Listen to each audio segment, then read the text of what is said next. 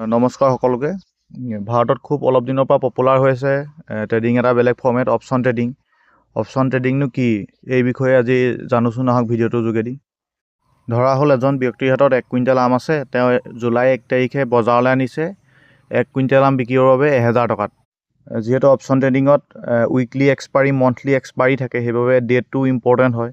ডেটটো এটা important factor হয় ইয়াত। বজাৰলৈ আন এজন ব্যক্তিও আহিছে 100 ৰুপিজ কেপিটেল লৈ, কিন্তু তেওঁ বজাৰ কৰিম বুলি অহা নাই, আচলতে ব্যৱসায় কৰিম বুলি আহিছে। কেনেদৰে তেওঁ 100 ৰুপিজটো বঢ়াব পাৰে। যিহেতু এইজন ব্যক্তিৰ হাতত আছে 100 টকা আৰু আমখিনিৰ মূল্য হৈছে 1000 টকা, গতিকে তেওঁ গোটেইখিনি আম কিনিব নোৱাৰে। কিন্তু সেইকাৰণে তেওঁ যিজন ব্যক্তিয়ে আমখিনি লৈ আহিছে তেওঁৰ লগত এটা চুক্তি কৰিলে যে 100 ৰুপিজ দি মই তোমাৰ পৰা 10 কেজি আম কিনিলোঁ আৰু তোমাৰ ওচৰতে থলোঁ, কিন্তু তুমি যদি 100 ৰুপিজতকৈ বেছি ওপৰৰ দামত বিকিব পাৰা, যদি তুমি হয় 1 কুইণ্টেলত যদি তুমি 2000 টকাকৈ যদি বিকিব পৰা, তেতিয়া মোৰ 100 ৰুপিজটো মোক 200 কৰি তুমি দিব লাগিব। কিন্তু তোমাৰ 10 কেজি আম কিনি মই থৈ দিলোঁ তোমাৰ ওচৰতে, তুমি বিকিলে তোমাৰ যদি ব্যৱসায় লাভ হয় মোক লাভ দিব লাগিব, আৰু তোমাৰ যদি লোকচান হয় মোৰ 100 ৰুপিজটো লোকচান হ'ব। যিজন ব্যক্তিয়ে আমখিনি লৈ আহিছিলে বজাৰলৈ, তেওঁ ইজন ব্যক্তিক এটা চুক্তি দিলে যে তুমি 100 টকা দি 10 কেজি কিনি লৈছা, ঠিকেই আছে, যদি মোৰ প্ৰফিট হয় তাৰ প্ৰফিটৰ শ্বেয়াৰ তোমাকো দিম। কিন্তু মোৰো এটা চুক্তি থাকিব যে যিহেতু আমখিনি লৈ আহিছোঁ, আমখিনি বজাৰলৈ আনিছোঁ, বেয়াও হ'ব পাৰে যিহেতু, বা দুটা এটা গেলিবও পাৰে, বা সময়ৰ লগে লগে তাৰ ভেলু কমিবও পাৰে। সেইবাবে যদি জুলাই 10 তাৰিখৰ আগত যদি বিক্ৰী নহয় আমখিনি, তেতিয়াহ'লে তুমি দিয়া 100 টকাটো ভেলু শূন্য হৈ যাব, যে তুমি এটকাও নাপাবা জুলাই 10 তাৰিখৰ ভিতৰত যদি বিক্ৰী নহয়, জুলাই 10 তাৰিখৰ পিছলৈ যদি থাকে। ইয়াত বহুত অপশ্যন জড়িত হৈ থাকে, সেইকাৰণে অপশ্যন ট্ৰেডিং বুলি কোৱা হয়। আৰু আপুনি ভবালৈকে যদি মাৰ্কেট নাযায়, আপ বা ডাউন ডাইৰেকশ্যনত, যিকোনো ডাইৰেকশ্যনত যদি আপুনি যিটো ভাবে তালৈকে মাৰ্কেট নাযায়, তেতিয়াহ'লে আপোনাৰ কেপিটেল জিৰ' হৈ যোৱাৰ চান্স থাকে নহয়, জিৰ'ই হৈ যায় আচলতে। সেইবাবে যিমান কেপিটেল লগালেও জিৰ' হৈ যোৱাৰ চান্স থাকে, সেইবাবে ইয়াক বহুত ৰিক্সি হয় এইটো ট্ৰেডিং। এতিয়া বহুতে ভাবিব পাৰে যে ইমান যদি ৰিক্সি হয় বা ইমান ৰিক্সি ট্ৰেডিংটো ব্যৱহাৰ কৰে কিহত, বা উলিয়াইছিলে কিয় এইটো ট্ৰেডিংটো। আচলতে এইটো হেজ কৰিবৰ বাবে ব্যৱহাৰ কৰে। আচলতে এতিয়াও হেজ কৰিবলৈ ব্যৱহাৰ কৰে, কিন্তু আমাৰ বহুতে আজিকালি ট্ৰেডিং পাৰপজতো ইউজ কৰিব লৈছে এইটো। আচলতে অপশ্যন ট্ৰেডিংটো ব্যৱহাৰ হয় ক'ত, আচলতে সেইটো আমি জানিব লাগিব।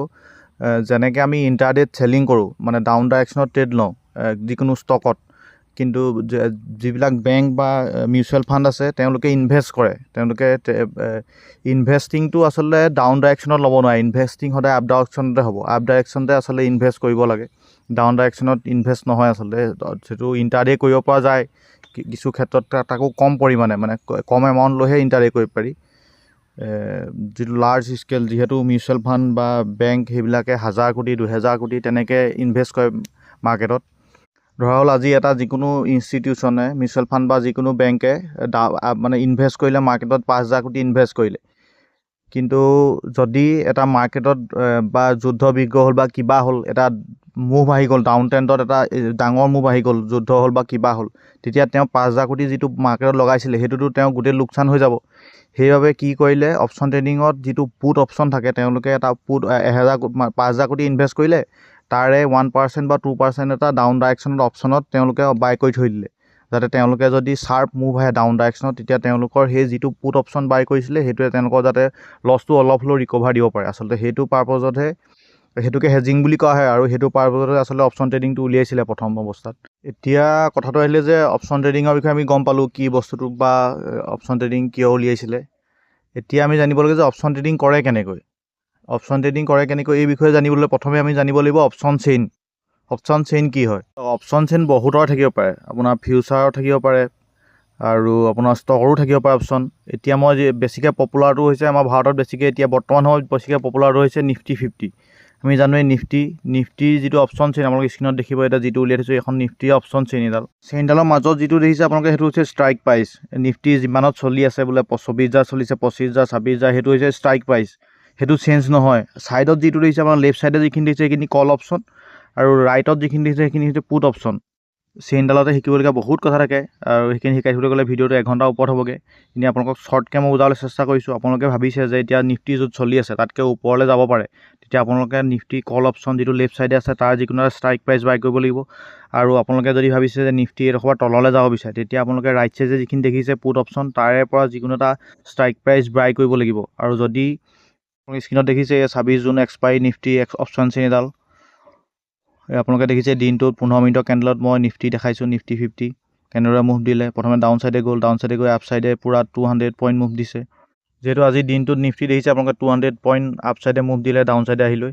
সেইবাবে যদি আমি আজি যিটো অপশ্যন চেইনৰ নিফটি কল অপশ্যনকেইটা চাওঁ, এই অপশ্যন চেইনত গ'লোঁ, আপোনালোকে দেখিছে এই লেফ্ট ছাইডে যিখিনি আছে সেইখিনি কল অপশ্যনে ATM ITM OTM কথা থাকে। এতিয়া আজি আমি যিকোনো এটা ষ্ট্ৰাইক প্ৰাইচ ধৰি চাওঁ, এইটো দেখিছে আপোনালোকে OTM চাইছোঁ, প্ৰিমিয়ামটো দেখিছে আপোনালোকে কিমানৰ পৰা কিমান গ'ল, ওপৰলৈ মুভ দিলে। ঠিক তেনেদৰে আমি যদি বেলেগ এটা ষ্ট্ৰাইক ধৰি চাওঁ, এই ইণ্ডামনিৰ যিটো আছে সেইটো চাইছোঁ আমি, আপোনালোকে দেখিছে ষ্ট্ৰাইক প্ৰাইচ এই ডাউন ছাইডৰ পৰা আপ ছাইডে মুভ দিলে, 15 মিনিটৰ কেণ্ডেল এইবিলাক।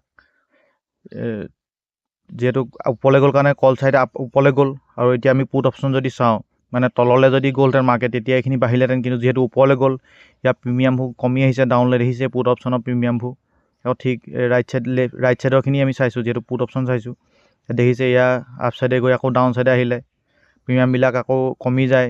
কোনটো ষ্ট্ৰাইক প্ৰাইজৰ প্ৰিমিয়াম কিমান কমিব বা বাঢ়িব সেইবোৰ গ্ৰীক্স থাকে, কিছুমান গ্ৰীক্সে নিৰ্ধাৰণ কৰিব কোনটো ষ্ট্ৰাইক প্ৰাইচ বাঢ়িব, কিমান বাঢ়িব আৰু কোনটো কমিব। আৰু যিহেতু এইটো অপশ্যন হয়, ইয়াত আমি ছিংগুলকৈ এটা মানে যিটো দেখিছে 141, 117 তেনেকৈ এটাকে মানে 170 টকা দি কিনিব নোৱাৰি, ইয়াত লট হিচাপে কিনিব লাগে আমি। ইয়াৰ মানে প্ৰিমিয়াম কম দিছে যদিও ছিংগুল কোৱাণ্টিটিত প্ৰিমিয়াম কিনিব নোৱাৰে, আচলতে ইয়াত লট হিচাপে কিনিব লাগে। নিফটিত বৰ্তমান 75, বেংক নিফটিত 30, চেনচেক্সত 20, ৰিলায়েন্সত 500, HDFCত 550 তেনেকৈ লট হিচাপে কিনিব লাগে। ইয়াত মই যিখিনি কথা আপোনালোকক কৈ আছোঁ এইখিনি অপশ্যন বাইঙৰ কথাই কৈ থকা হৈছে। আচলতে অপশ্যন চেলিং বুলিও এটা অপশ্যন থাকে, তাত কেপিটেল ৰিকুৱাৰমেণ্ট বেছি হয়, সেইবাবে আমাৰ অপশ্যন ৰিটেইলাৰবিলাকে বিশেষকৈ অপশ্যন বাইঙেই কৰে যাৰ কেপিটেল কম আছে। আৰু এইটো এটা অপশ্যন ট্ৰেডিংটো এটা বৃহৎ চেপ্টাৰ। আচলতে ইয়াত হাতীটো মাৰি ভুৰুকাত ভৰোৱা নিচিনা হৈছে, একদম শ্বৰ্টকৈ বনাবলগীয়া হৈছে যে, কিন্তু এইটো বহুত এটা ডাঙৰ চেপ্টাৰ আচলতে অপশ্যন ট্ৰেডিংটো। কথা হ'ল যিখিনিয়ে প্ৰথমে ট্ৰেডিং শিকিছে তেওঁলোকে অপশ্যন ট্ৰেডিং কৰিব লাগে নে নালাগে। এতিয়া বিষয়টো হ'ল ইউটিউবত বেছিকৈ যিবিলাক ভিডিঅ' দেখিব আপোনালোকে অপশ্যন ট্ৰেডিঙে দেখিব, আৰু অপশ্যন ট্ৰেডিঙতে কেপিটেল একেদিনাই দুগুণ হৈ যায়। হয়, কেতিয়াবা মুভ থাকিলে যদি গামা ব্লাষ্ট হয়, গামা যদি গ্ৰীক্সে সহায় কৰে আপোনাক একেদিনাই 5 মিনিটতে আপোনাৰ কেপিটেল দুগুণ কৰি দিব।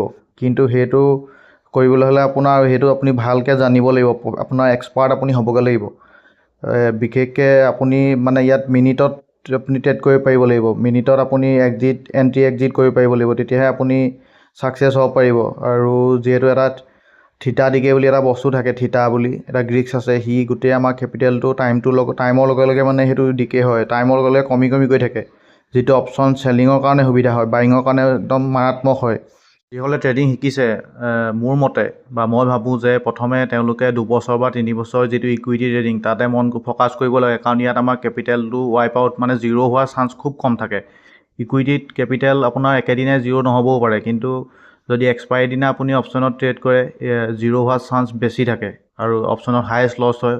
আপোনালোকে চেবি ৰিপৰ্টো চাব যে 100 জনৰ ভিতৰত 90 জনেই বা 91 জনেই অপশ্যন ট্ৰেডিঙত লছ কৰে, বা 7-8 জনহে প্ৰফিটত থাকে। আপোনালোকৰ ইউটিউবত যদি কেপিটেল দুগুণ হোৱা দেখিছে, 3 গুণ হোৱা দেখিছে, সেইবিলাক দেখি ইনস্পায়াৰ নহ'ব। আপোনালোকে পূৰা শিকাত ফ'কাছ কৰক, ইকুইটিত ট্ৰেড কৰক। ইকুইটিত কেপিটেল কেতিয়াও জিৰ' নহয়। অপশ্যনত কৰিব, লাহে ধীৰে কৰিব, 1 বছৰ 2 বছৰ হোৱাৰ পিছত। হয়, অপশ্যনত পইচা আছে, ইয়াত কেপিটেল আপোনাৰ 2 গুণ 3 গুণ হৈ যায়গৈ, কিন্তু সেইটো কৰিবলৈ হ'লে আপুনি ভালকৈ শিকি ল'ব লাগিব। সেইকাৰণে শিকাত ফ'কাছ কৰক আপোনালোকে। মই ট্ৰেডিঙৰ বিষয়ে ইমান দিনে যিমানখিনি বুজি পাইছোঁ তাকে আপোনালোকৰ লগত শ্বেয়াৰ কৰিছোঁ, আৰু বুজাবলৈ চেষ্টা কৰিছোঁ। বুজাব পাৰিছোঁ নে নাই পৰা নাজানো বাৰু, তথাপিও চেষ্টা এটা কৰি চাইছোঁ আৰু বুজাবৰ বাবে আপোনালোকক, যিসকলে শিকি আছে তেওঁলোকক। নতুন ভিউৱাৰে ভিডিঅ'টো চাই আছে তেওঁলোকক জনাব বিচাৰিছোঁ যে ট্ৰেডিং ৰিলেটেড এনেকুৱা কিছুমান ভিডিঅ' আহি থাকে এই চেনেলটোত, আপোনালোকে চেনেলটো ছাবস্ক্ৰাইব কৰি ল'ব, এনেকৈ ট্ৰেডিং ৰিলেটেড ভিডিঅ'বিলাক পাই থাকিব। ধন্যবাদ।